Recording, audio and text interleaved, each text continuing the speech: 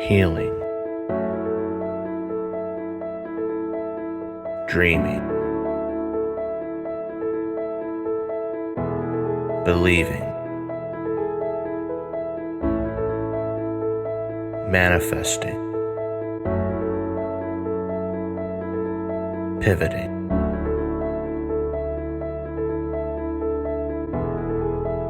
Welcome to Pivot's Pulse Podcast.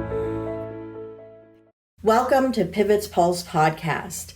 I'm Lynne Penleone, Executive Director of Pivot's Potential LLC. Today we're going to be talking about one of our special modalities, EMDR, and talking to our senior therapist, Karen Quiles. And she's going to be talking to us about a specific modality that she uses every day. She's licensed in Maryland, Delaware, and New Jersey, and has a tremendous amount of experience that she's going to share with us today. So, Karen, it's so good to have you on the show today. Thank you so much for joining me. Hi, Lynn. Thank you. Thanks for having me. Absolutely. So, as I was talking about before, you're our senior therapist at Pivots, and you also own Intuitive Care Therapy. And I know that you use EMDR as one of the main modalities in your treatment with your clients. And that's why I wanted to have you on our show today, so you could talk a little bit about that and talk about maybe a specific client that you've used it with and the successes that you've had. So can you tell me a little bit about yourself and your clinical background, just to kind of start out with? That would be really helpful. I'm a licensed clinical social worker. I'm licensed in Delaware, Maryland, and New Jersey. And I obtained my social work degree from Temple.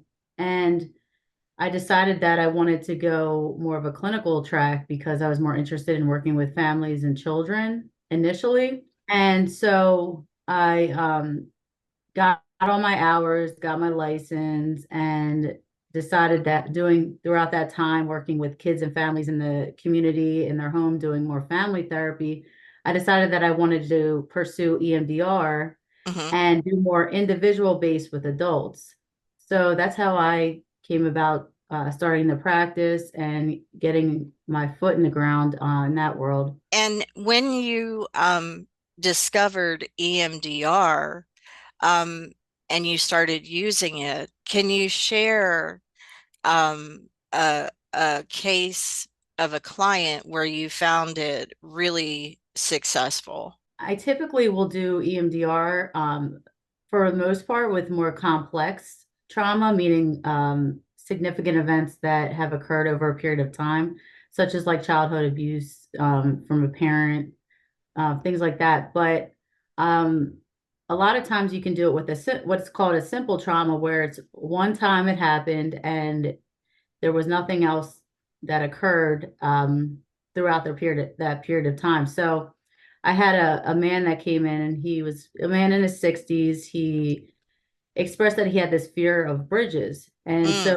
EMDR, you can do treat a number of disorders. So you could see substance use, phobias, OCD, those sort of things. So anyway, this guy came in and he had this fear of bridges. And, as we were talking about it, I was asking him, what happens before, during, and after attempt to go on a bridge. And so he was sharing, and actually, when did it start for you? And he expressed that, well, the first time I remember that it happened for me was when I was driving, and my wife at the time had called me, and she announced to me as I'm going on this bridge that she wanted a divorce. And so, I'm like, oh my God, that's devastating.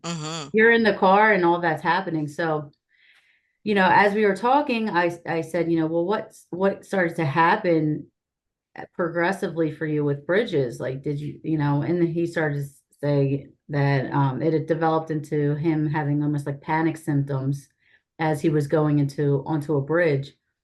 So when we got into it, the negative belief that he had was that I'm helpless with that anxiety. And it was actually it's more in reaction to the fact that his wife was giving him this devastating news that she wanted a divorce. And so when we targeted it, meaning when we were trying to activate that distress, that was what it was really. It was the fact that she gave him that news, and that was bringing up all that emotion. Mm-hmm. So we did some desensitization because EMDR is an exposure therapy. So with the bilateral stimulation, which is the eye movements, light bar, um, you want to stimulate that trauma that is still sitting in that part of your brain and try to reduce the stress around it.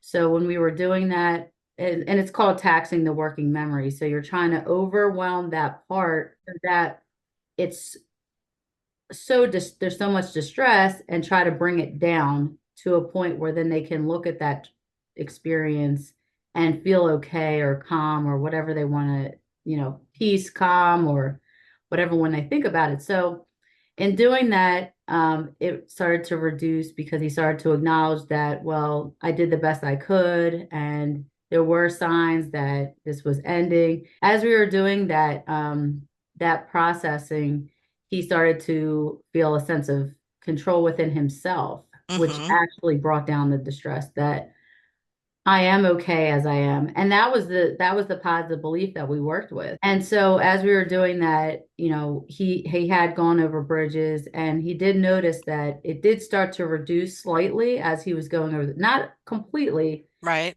but we were doing more grounding techniques, more mindfulness stuff, like just notice how you're feeling, do some breathing. So, I was giving him resources, which we call them resources, to actually bring down the distress as well in real time. And so paired with the EMDR, it was really effective because he was able to feel a sense of control in that, and feel like he is okay as he is because he's no longer feeling that distress. So that was an example of a simple trauma because it was one event that happened that significantly affected his life, Yeah.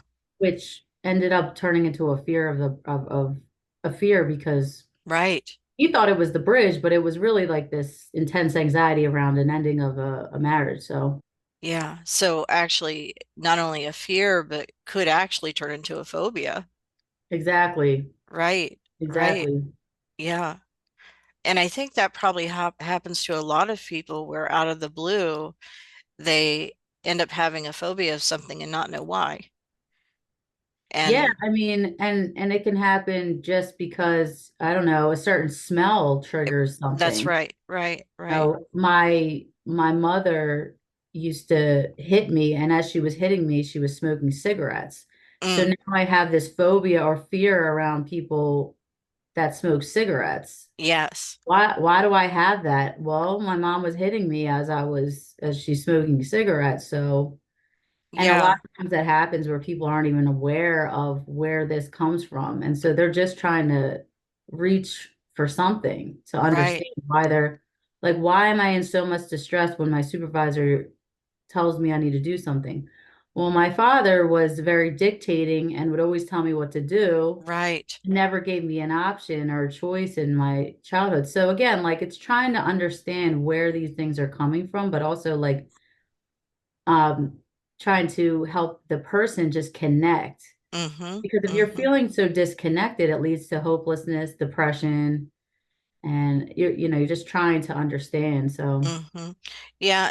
And so many of our triggers are so subconscious and so subtle, that it's hard to even connect. And I think that's one of the, specific roles that we play as trauma therapists is helping them connect to those things.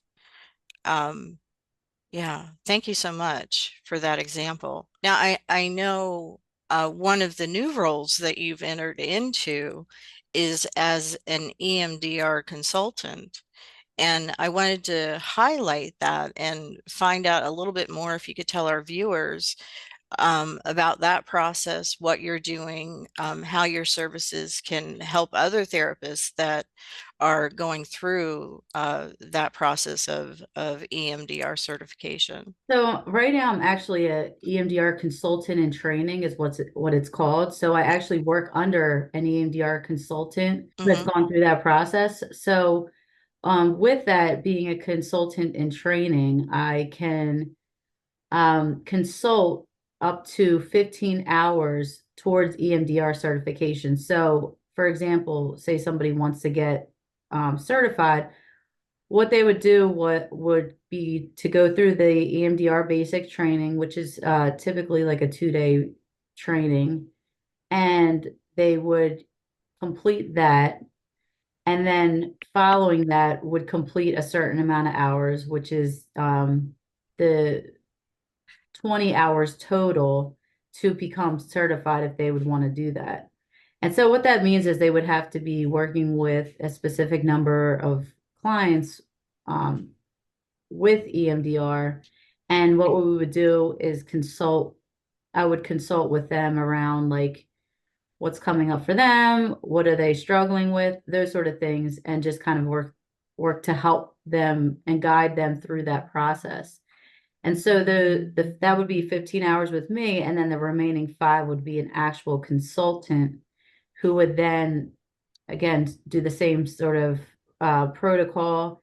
And then once they get that 20 hours, they get the recommendation letter, and then they submit that, and then they would, be approved to be certified. And then what they can do is go on, it's called www.emdria, which is EMDRIA.org, and go under EMDR training and education and look at EMDR certified.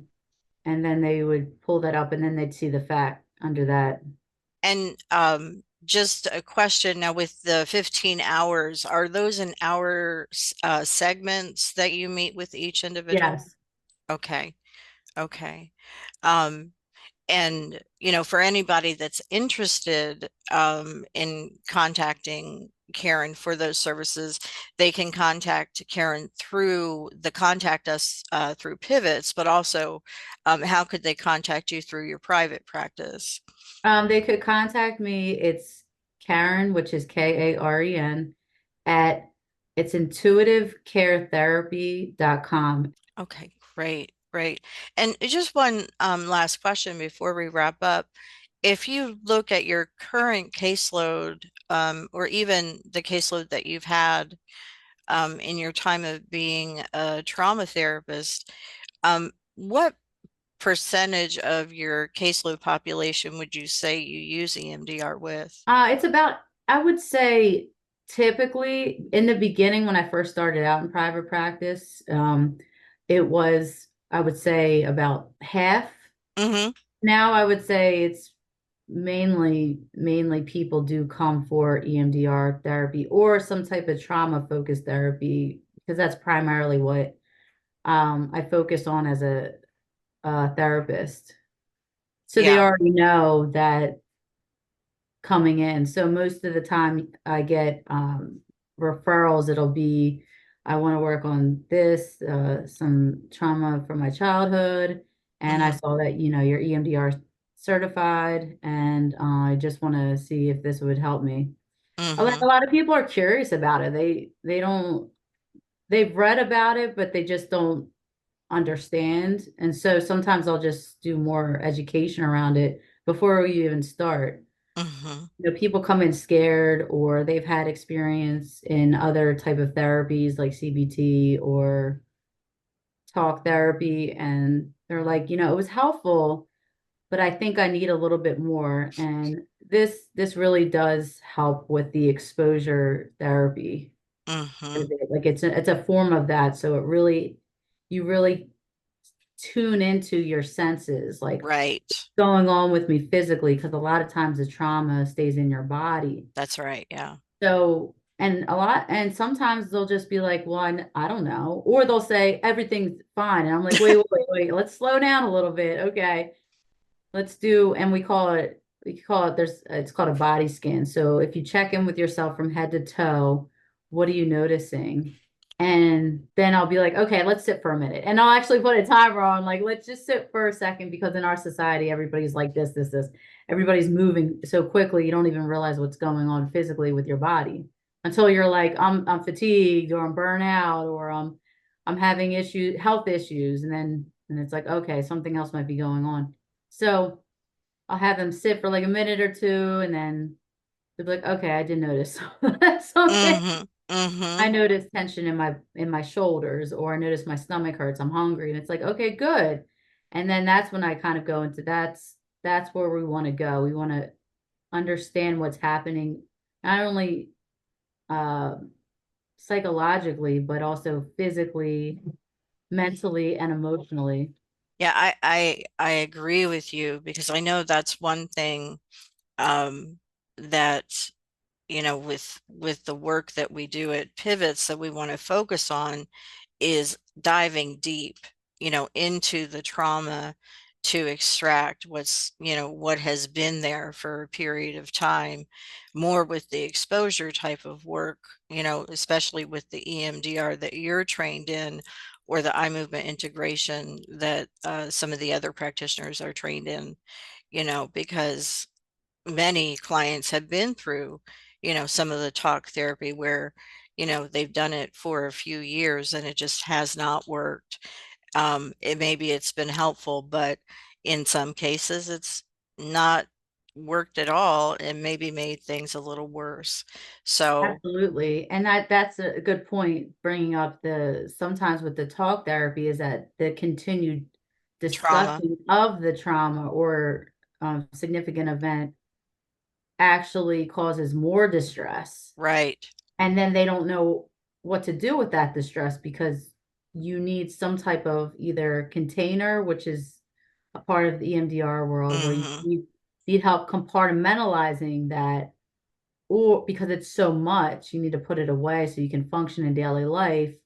They're just like clueless as to what's happening. I mean, Right. it's really, and it can be really scary for somebody who's gone through some type of sexual, physical abuse, or just anything, but especially with the childhood stuff, because when we're looking at that, a lot of times people will revert back to a child place. So if at 10 years old, they were being physically abused by their, say, grandfather, and they go into a therapy session, or a 50-year-old man, they go into a therapy session, and then they're just like completely frozen with fear, and they don't even know why they are.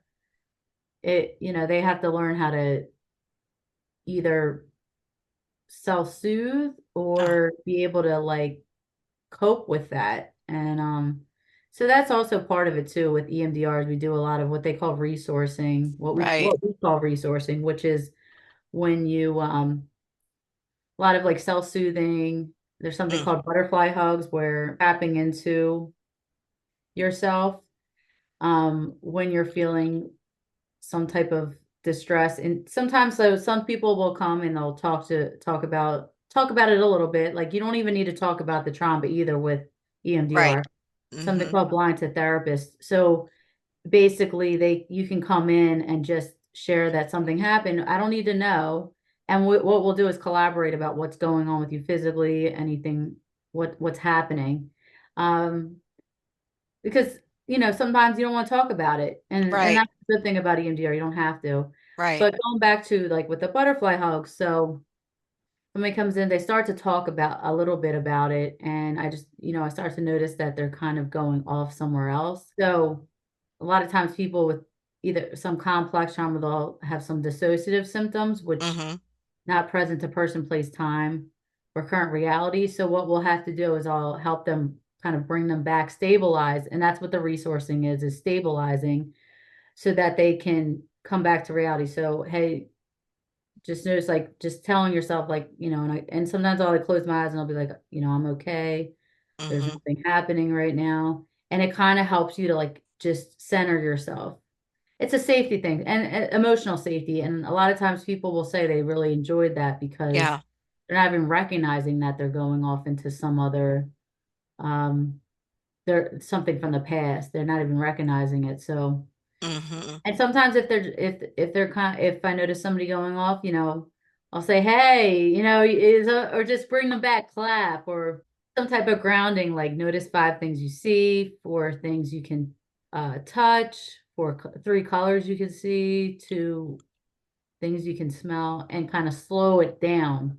so that they can come back to present time. Karen, thank you so much for giving such great information about your work and about everything you've been doing. And I know that you have helped so many people heal, and you are one of those bright stars for many people that have been in pain, and your work is not gone unnoticed.